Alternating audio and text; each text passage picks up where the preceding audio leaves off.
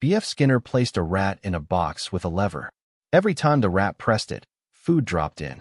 The rat started pressing more and more. Skinner had just demonstrated a principle that governs most learned behavior in every animal, including you. Operant conditioning is learning in which the consequences of behavior determine whether that behavior is repeated. Unlike classical conditioning, the organism is active. It operates on the environment and receives consequences that shape future behavior. Edward Thorndike laid the foundation with his law of effect. Behaviors followed by satisfying consequences are strengthened. Behaviors followed by annoying consequences are weakened. Skinner built an entire science of behavior on this foundation.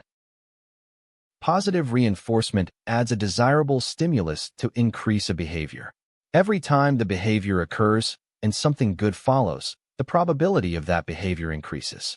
Most everyday learning operates through positive reinforcement. We repeat what gets us good outcomes. Negative reinforcement removes an unpleasant stimulus to increase a behavior. Buckling your seatbelt stops the annoying beeping, so buckling becomes more likely. Negative reinforcement is widely misunderstood. It is not punishment. It strengthens behavior by removing something aversive. Primary reinforcers satisfy biological needs directly: food, water, warmth, sex. Secondary reinforcers, sometimes called conditioned reinforcers, acquire their value through association with primary reinforcers. Money is the ultimate secondary reinforcer. It has no intrinsic value but buys virtually everything that does. Immediate reinforcement is far more powerful than delayed reinforcement. The closer in time the reinforcer follows the behavior, the stronger the conditioning.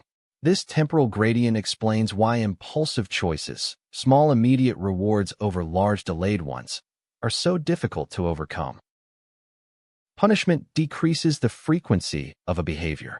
Positive punishment adds an aversive stimulus: a speeding ticket, a reprimand, physical pain.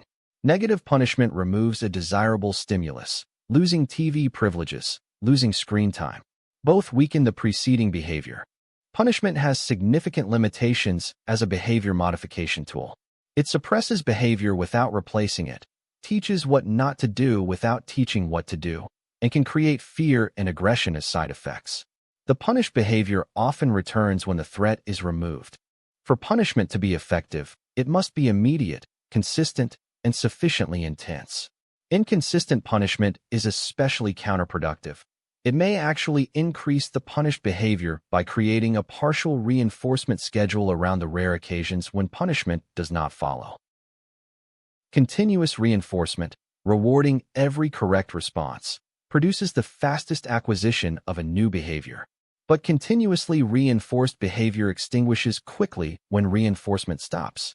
Real-world reinforcement is rarely continuous, which is why Skinner studied intermittent schedules intensively.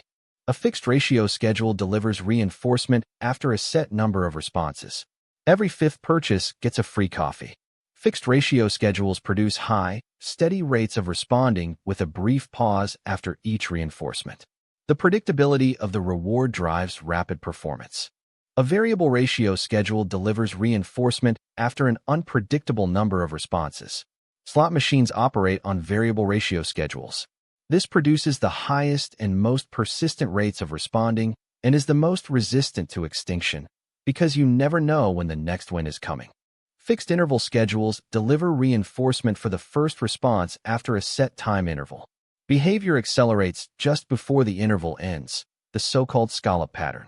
Studying before a scheduled exam perfectly illustrates fixed interval responding. Low effort most of the term, intense effort as the deadline approaches. Variable interval schedules reinforce the first response after unpredictable time intervals. Checking your phone for messages operates on a variable interval schedule. The result is slow, steady, persistent responding, because responses at any moment might be the one that gets reinforced. Shaping uses successive approximations to teach complex behaviors that would never occur spontaneously. Each step that moves closer to the desired behavior is reinforced. Responses that fall short are no longer reinforced. Through shaping, Skinner trained pigeons to play ping pong and guided missiles. Applied behavior analysis applies operant principles systematically to improve socially significant behaviors. ABA therapy for autism spectrum disorder uses reinforcement and shaping to teach communication, social, and self-care skills.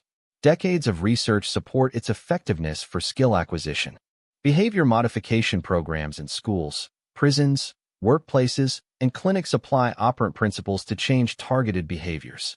Token economies deliver tokens for desired behaviors that can later be exchanged for rewards. The approach is effective but raises questions about who controls reinforcement and toward what ends.